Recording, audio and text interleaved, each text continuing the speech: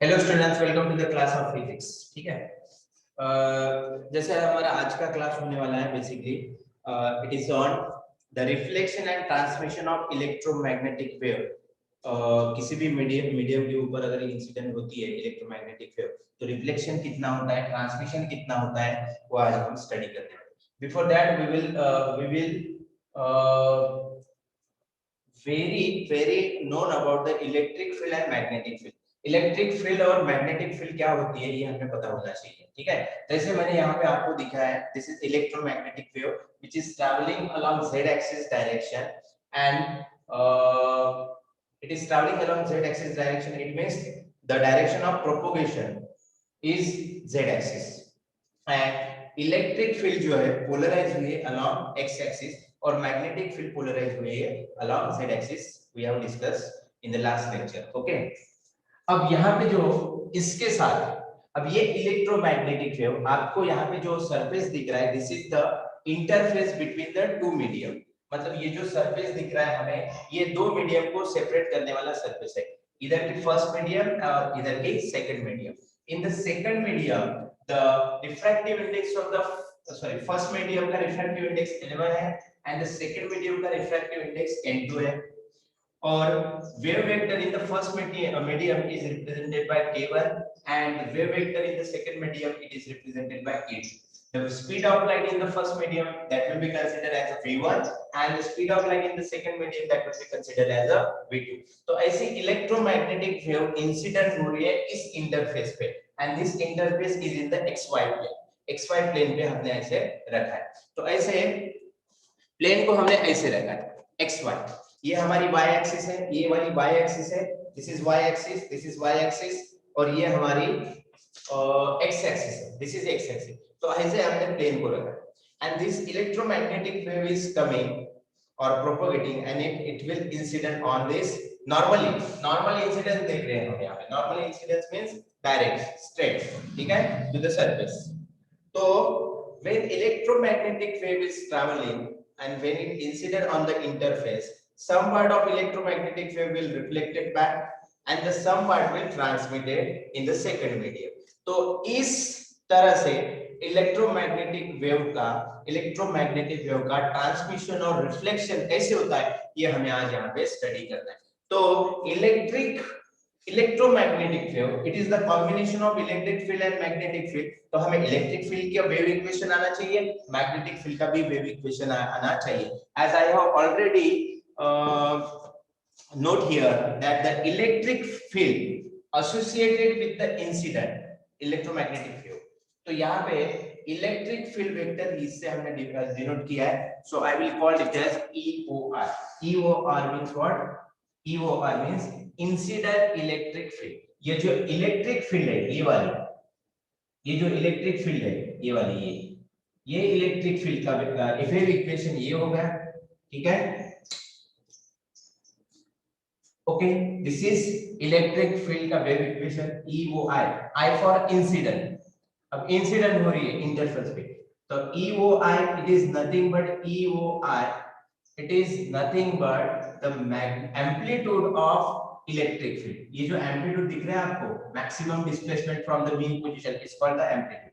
so this is called as complex। sir आपको अभी यहाँ पे confusion हुआ होगा, sir why you are write this curve shape on the electric field vector, ठीक है।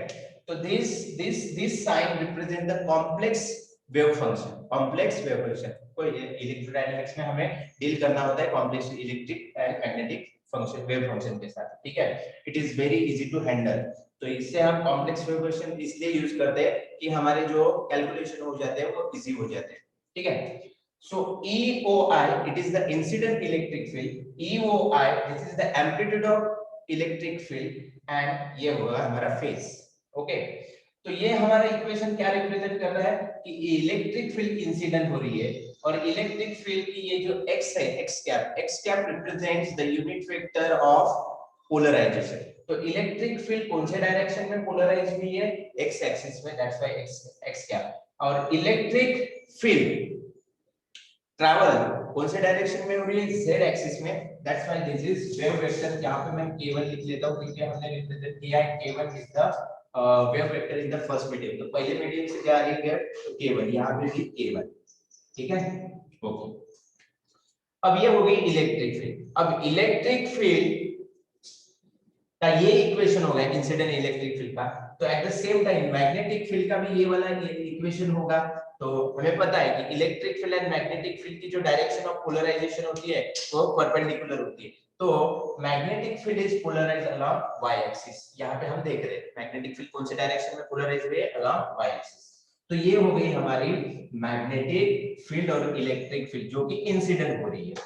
तो magnetic field, incident magnetic field को मैं ऐसे भी लिख सकता हूं इन terms of the electric field, ठीक है, क्योंकि ये रिलेशन होता है हमारे पास इलेक्ट्रिक फील्ड और मैग्नेटिक फील्ड का, हमारे पास एक सिंपल रिलेशन होता है दैट द मैग्नेटिक फील्ड का जो एम्पलीट्यूड होता है which is nothing but electric field का एम्पलीट्यूड डिवाइडेड बाय वेलोसिटी और स्पीड, ये रिलेशन होता है हमारे पास।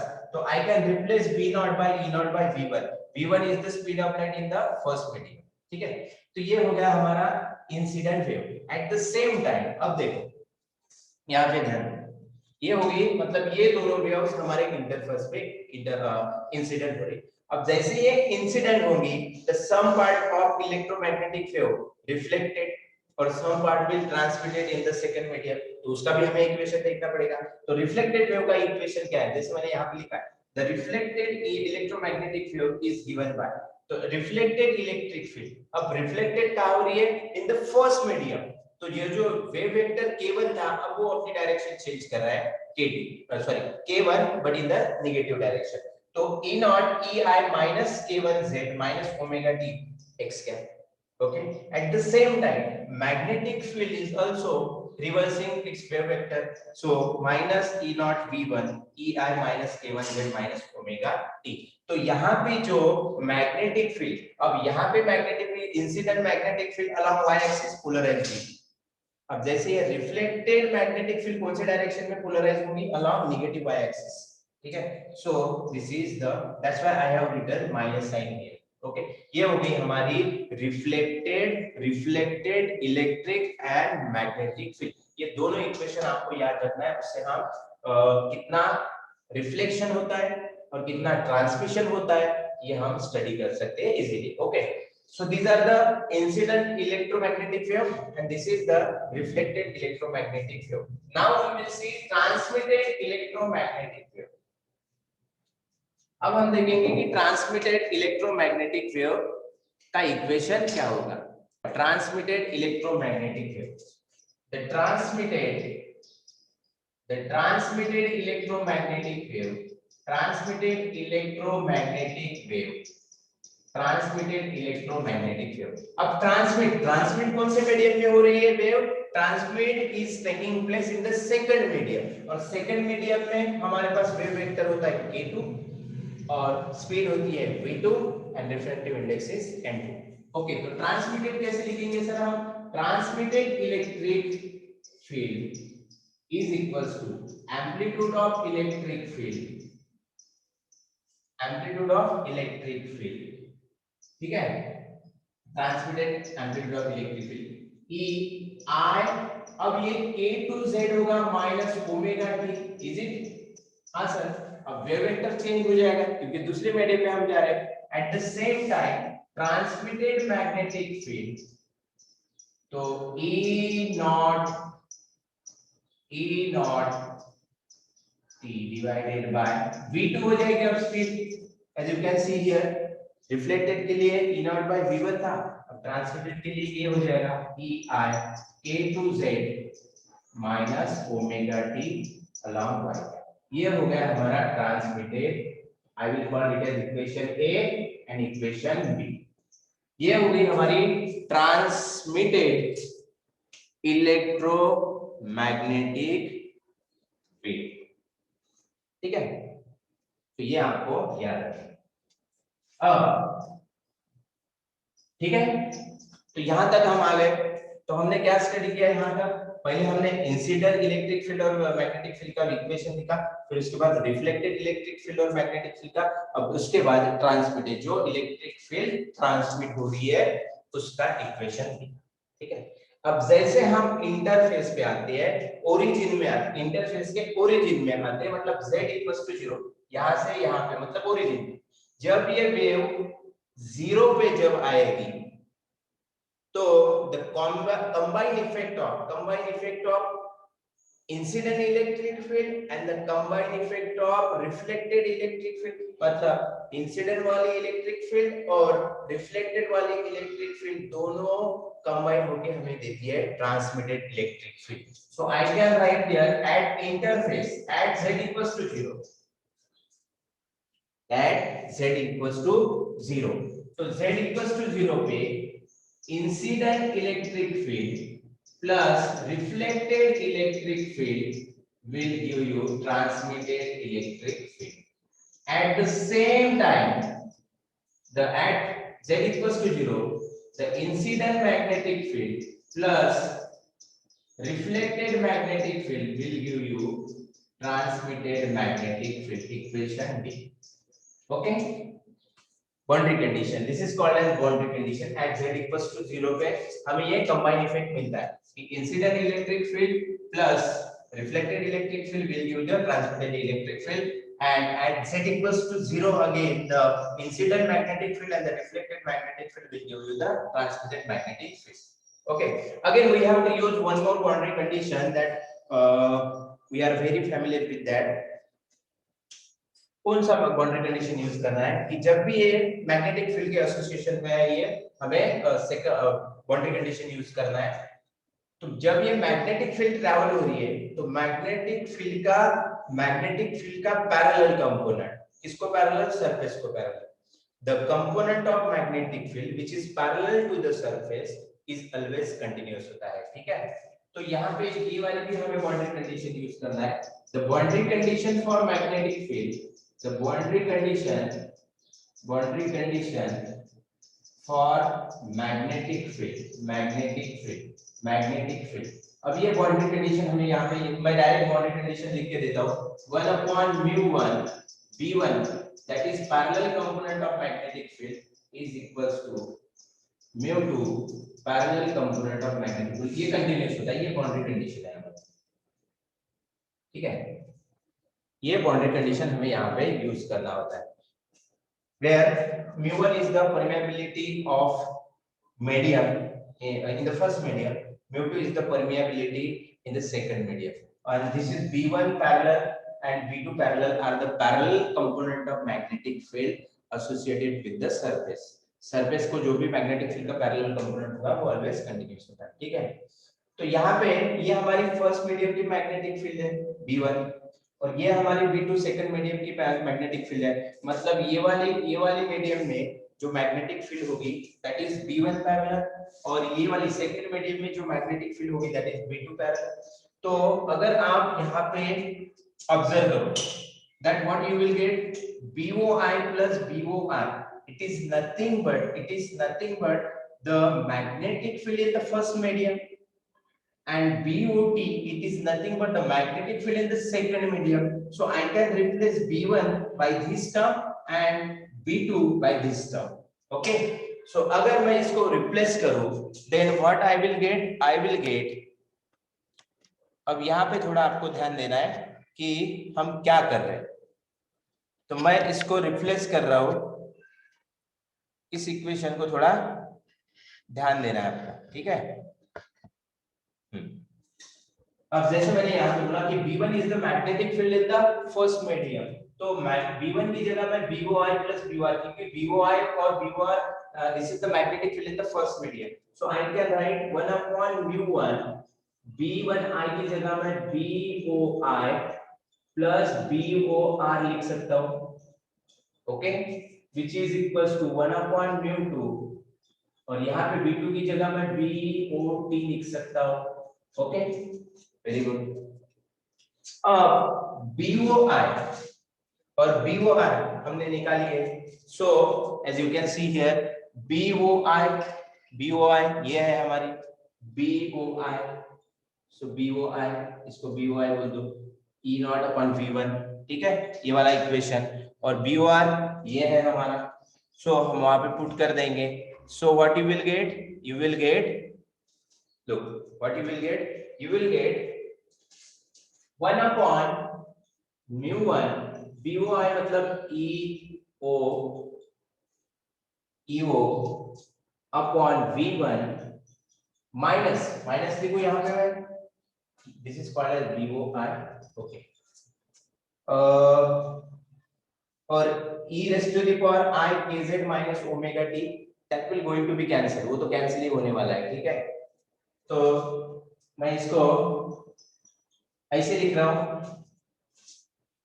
यहाँ पे थोड़ा इक्वेशन पे ध्यान दो आप, ठीक है। EOI V1 इसके साथ e raised to the power I k1z minus omega t minus EOR V1, अब सर माइनस क्यों लिया, क्योंकि VOR it is nothing but minus EOR upon V1 है, ठीक है। सो e raised to the power I minus k1z minus omega t equals to 1 upon mu2 और BOT की जगह क्या लिख सकते हैं, BOT की जगह देखो BOT, this is so BOT is nothing but EOT divided by V2 e raised to the power I k2z minus omega t, ठीक है। तो ये हमारा इक्वेशन, अब ये e एक्सपोनेंशियल जो टर्म है that will going to be cancel, तो मैं इसको ऐसे डायरेक्ट लिख सकता हूं मैं u1 v1 को बाहर, तो यहाँ पे EOI minus EOR equals to 1 upon mu2 v2 EOT, ठीक है। तो ये हमारा इक्वेशन आया है, this is our C equation, this is D and this is called as E equation, ठीक है। तो ये इक्वेशन हमारे पास आया है, so I can rearrange this equation again। अब यहां से स्टार्ट करता हूं मैं, ठीक है। अब आपने नोट डाउन किया होगा, आई होप कि आपने नोट डाउन किया होगा। तो अब यहां से तो हमारे पास जो इक्वेशन आया, ये वाला इक्वेशन आया, ठीक है, इसको मैं यहां पे लिखता हूं 1 upon mu1 v1 EOT I minus EOR equals to 1 upon mu2 v2 EOT, ठीक है। This is equation number 3, okay. अब इसको mu1 v1 को मैं उधर लेके जाता हूं, that on side, right hand side, so this will come out to be 1 upon EOI minus EOR equals to mu1 v1 upon mu2 v2 EOT होगा, equation number F। so EOI minus EOR equals to, इसको ये जो term लिख रहे हैं आपको, इसको मैं बीटा बोल देता हूं EOT, this is called as F, ठीक है। तो ये इक्वेशन हमारे पास मिला EOI minus EOR equals to beta EOT, ठीक है। अब A इक्वेशन और जो हमारा C इक्वेशन था उधर, तो उस दोनों इक्वेशन को हम कंबाइन करेंगे। अब देखो ये इक्वेशन, अब हमारा C इक्वेशन क्या था, C इक्वेशन था EOI plus EOR equals to EOT, ये हमारा C इक्वेशन था। इन दोनों को अगर हम कंबाइन करें तो यू विल गेट इसको नोट डाउन कर लीजिए आप फटाफट, ठीक है। तो ये दोनों इक्वेशन F और C को अगर हम कंबाइन करें तो हमें यहाँ पे इक्वेशन मिलेगा, इसको हम दोनों को ऐड कर लेते हैं। तो ऐड करने के बाद हमारे पास इक्वेशन क्या मिलेगा, 2EOI equals to beta EOT plus EOT, ठीक है। So I can write this 2EOI equals to 1 plus beta EOT लिख सकता हूं मैं। So EOT equals to 2 upon 1 plus beta EOI। ठीक है, this is the reflected electric field in terms of incident electric field. ठीक है, तो ये इक्वेशन आपको याद रखना है कि transmission with respect to incident कितना होता है ट्रांसमिशन। ठीक है, अब हम निकाल लेंगे उसको फिर से। एट द सेम टाइम ये हो गया हमारा transmission 2 upon 1 plus beta, where beta is what? Beta is u1 v1 upon u2 mu2 v2। ठीक है, ये बीटा, तो इन टर्म्स ऑफ बीटा इतना हमारा ट्रांसमिशन हुआ। एट द सेम टाइम अब हम ये ट्रांसमिशन का इक्वेशन हुआ। ठीक है, अब हम देखेंगे कि रिफ्लेक्शन का इक्वेशन क्या होगा।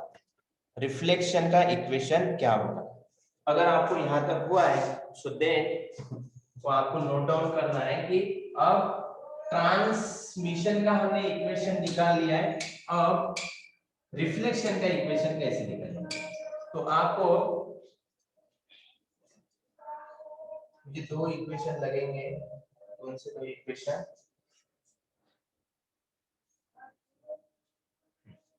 सो ट्रांसमिशन का हमने निकाल लिया है, अब हम निकालते हैं रिफ्लेक्शन के लिए निकालते हैं।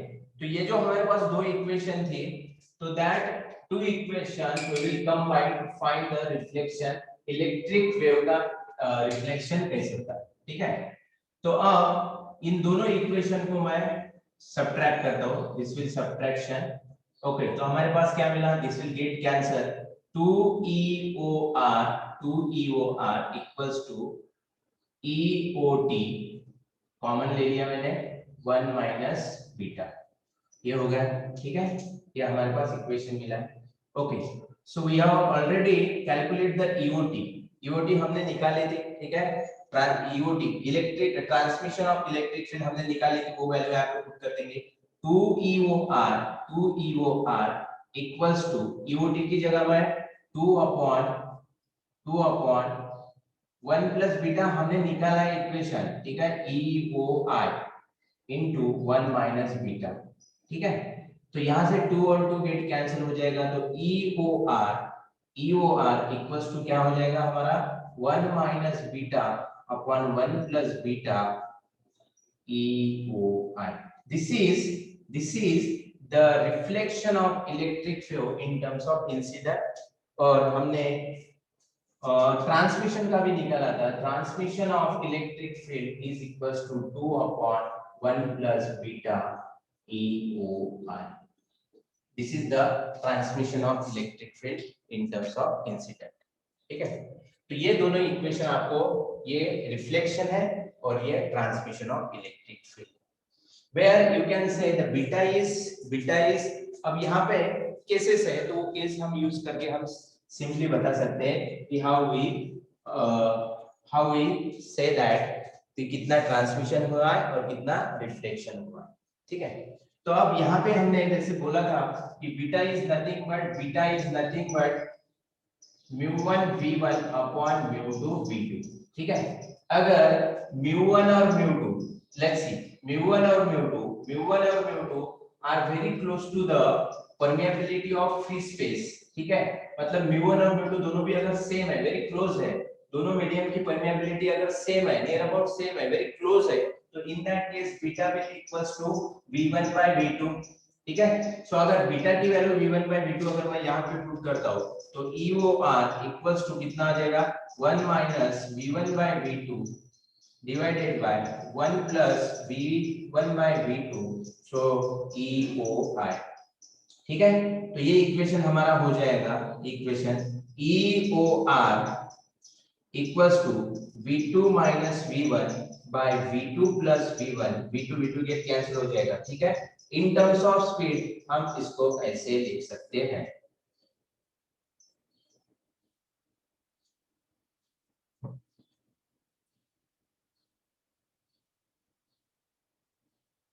ठीक है, ये हो गया हमारा reflected electric field. Similarly transmission में भी लिख सकते हैं, सिमिलरली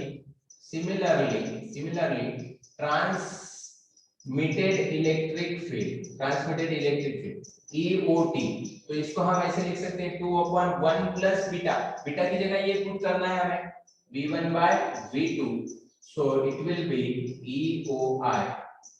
तो यहाँ पे हमारे पास इक्वेशन आ जाएगा EOT equals to 2v2/1 plus v1 EOI। ये थोड़ा आपको कैलकुलेशन देखना है, सिंपल है, ठीक है। क्रॉस मल्टीप्लिकेशन करके मैंने डायरेक्ट आंसर लिखा है यहाँ पे v2। तो ये हमारे पास ट्रांसमिटेड इलेक्ट्रिक फील्ड का इक्वेशन आया है, where v2 is the speed of light in medium 2। अब यहाँ पे बच्चों ध्यान देने वाली ये बात है कि अगर मान लो ट्रांसमिशन नहीं हो रहा है, इलेक्ट्रिक फील्ड ट्रांसमिट तो हो रही है, अगर दोनों मीडियम हमारी ऐसी है, अब यहाँ से हम मीडियम है, हमारे पास दो मीडियम है, तो एक मीडियम का, पहले मीडियम का रिफ्रैक्टिव इंडेक्स n1 है और दूसरे मीडियम का रिफ्रैक्टिव इंडेक्स n2 है। तो in terms of refractive index अगर लिखना है मुझे, ये the same concept if I want to write in terms of, अब यहाँ पे हमने जो लिखी है इन टर्म्स ऑफ स्पीड लिखी है, v1 और v2 these are the speed of light in medium 1 and medium 2, ठीक है। तो अगर मुझे in terms of refractive index लिखना है, तो ये इक्वेशन, ये दोनों इक्वेशन है, I will call it as equation I and this is equation J। ये दोनों इक्वेशन इंपॉर्टेंट है फॉर ट्रांसमिशन एंड रिफ्लेक्शन, ठीक है, इन टर्म्स ऑफ वेलोसिटी। अब in terms of refractive index अगर मुझे लिखना है, तो same equation EOR and EOT in terms of refractive index, तो ये दोनों इक्वेशन कैसे चेंज हो जाएंगे, आप साथ में इसको लिखते जाओ, ठीक है। Okay, in terms of refractive index, in terms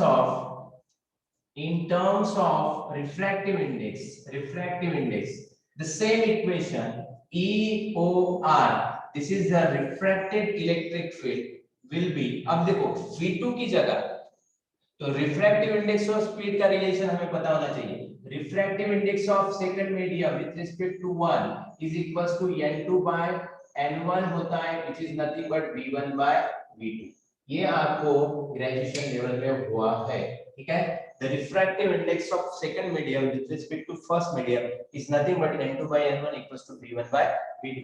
तो n2 की जगह, यहाँ पे v2 की जगह मैं क्या लिख सकता हूँ, v2 is nothing but n2 upon n1, ठीक है।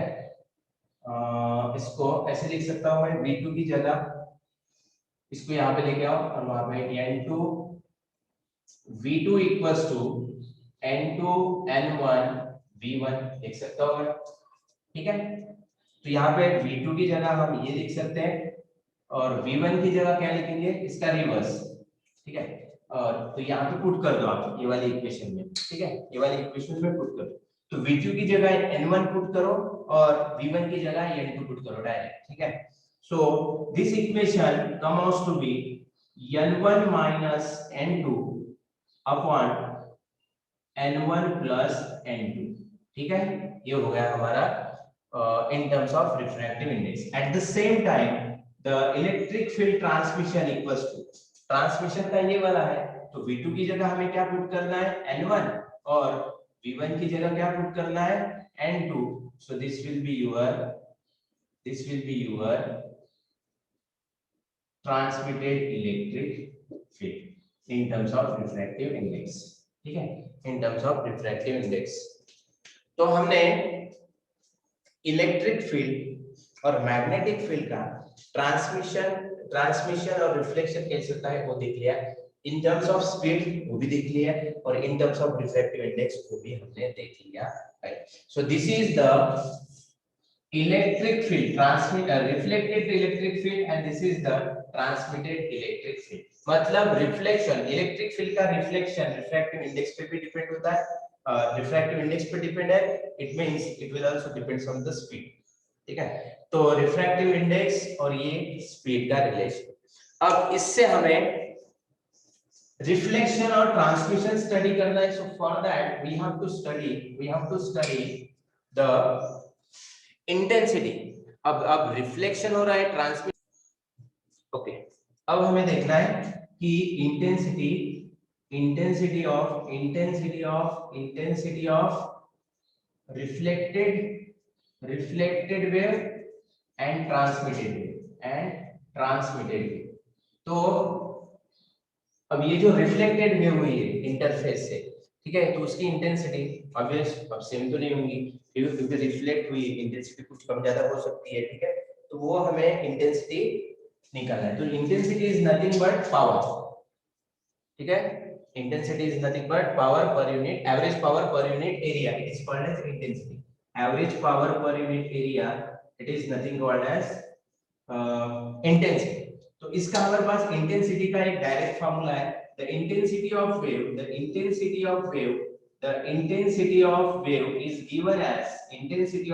Is given by it is nothing but average power per unit area. तो इंटेंसिटी को हम ऐसे लिख सकते हैं, epsilon v e square, amplitude का स्क्वायर, ठीक है। ये इंटेंसिटी का फार्मूला है।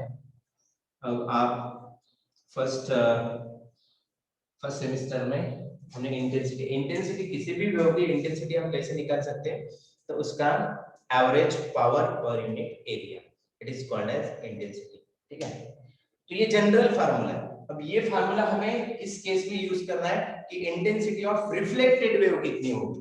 तो ये जो हमारी रिफ्लेक्टेड इलेक्ट्रिक फील्ड है, इसकी इंटेंसिटी कितनी होगी, अब ये जनरल फार्मूला है।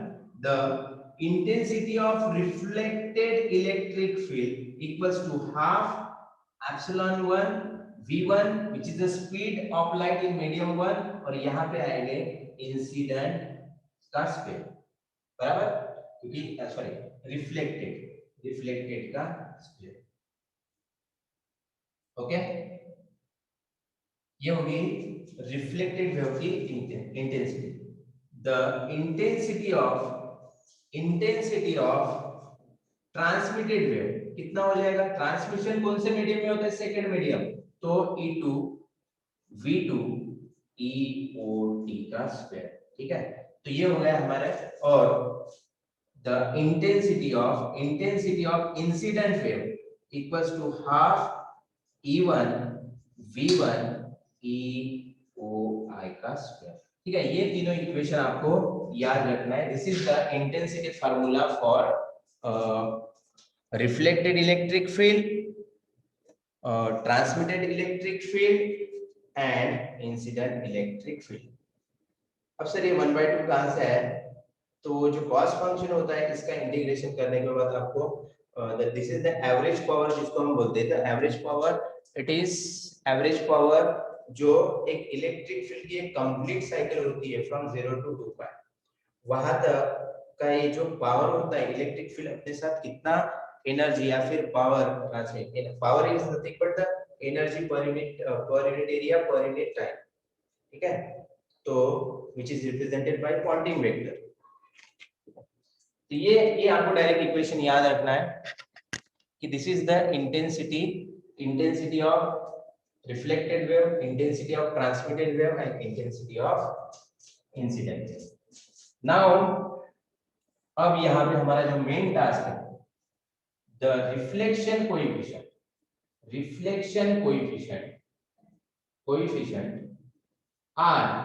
R is given as reflection coefficient R is given by intensity of reflected wave to the intensity of incident wave, ठीक है। तो रिफ्लेक्टेड वेव की इंटेंसिटी कितनी है हमारे पास, 1/2 E1 V1 EOR का square divided by 1/2 E1 V1 EOI का स्क्वायर, ठीक है।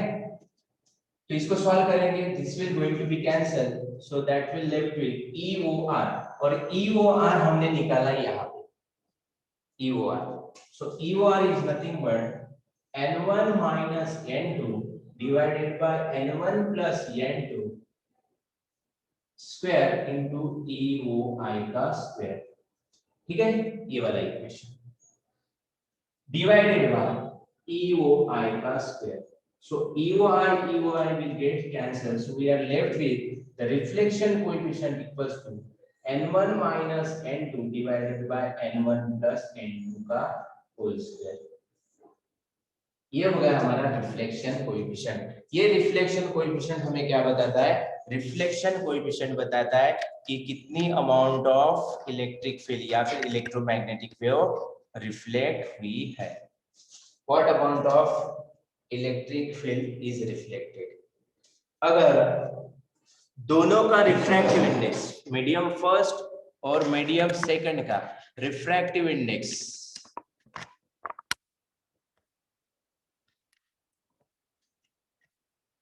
मीडियम 1 और मीडियम 2 का रिफ्रैक्टिव इंडेक्स अगर सेम है तो there is no reflection takes place. क्योंकि n1 और n2 अगर सेम है so they will going out to be zero, so there is no reflection, then there will be only transmission. ठीक है. तो अगर n1 और n2 अगर जीरो, n1 और n2 अगर सेम है तो this whole term will going to be zero, तो हमें रिफ्लेक्शन कोएफिशिएंट मिलेगा जीरो. मतलब रिफ्लेक्शन वेव का फर्स्ट मीडियम में नहीं हो रहा है, सो टोटल ट्रांसमिशन हो रहा होगा. ठीक है. तो अब ट्रांसमिशन कोएफिशिएंट निकालते हैं. ठीक है. So by using these three equation we can also find out the transmission coefficient. अब ये हो गया हमारा, इसको नोट डाउन कर लीजिए रिफ्लेक्शन कोएफिशिएंट. अब ट्रांसमिशन कोएफिशिएंट निकालते हैं.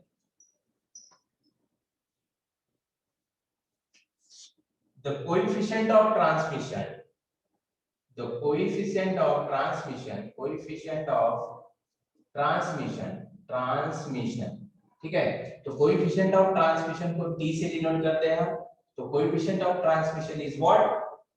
IT divided by II. Intensity of transmitted beam to the intensity of incident. So ये हमारे पास है, यहाँ से लिख सकते हैं हम. IT है 1/2 epsilon 2 V2 EOT का square divided by 1/2 E epsilon 1 V1 EOI square. ठीक है. अब यहाँ पे तो कैंसिल नहीं हो रहा है सर. ठीक है. Half half get cancel. So T equals to क्या मिलेगा हमें? epsilon 2 V2 upon epsilon 1 V1. ठीक है. EOT, अब EOT हमने निकाला है. EOT is nothing but this 2 into N1 divided by epsilon 1 V1. ठीक है. अब n1 2n1 upon 1 plus n2 EOI का स्क्वायर. ठीक है. क्योंकि यहाँ पे EOT का स्क्वायर है तो EOI is nothing but EOI. ये EOI का square. So this will going to be cancelled, तो स्क्वायर इसको लगेगा. Okay, after solving this T equals to, इसको सॉल्व करो, E2 by E1 V2 by V1 और ये हो जाएगा हमारा 2n1 upon 1 plus n2 का होल स्क्वायर. ठीक है.